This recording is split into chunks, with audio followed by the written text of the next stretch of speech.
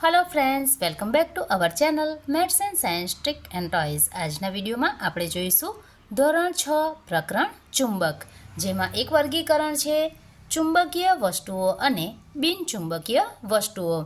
सौप्रथम छे चुंबकीय वस्तुओं, जे चुंबक द्वारा आकर्षाय छे तेवी वस्तुओं अने चुंबक द्वारा आकर्षाती नथी तेवी वस्तुओं।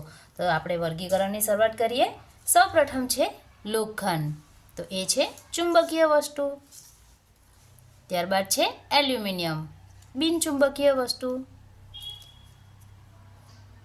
दिवासળી, बिनचुंबकीय वस्तु। खीली, चुंबकीय वस्तु। सोय, चुंबकीय वस्तु।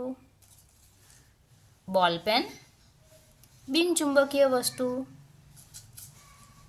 पत्थर, बिनचुंबकीय वस्तु।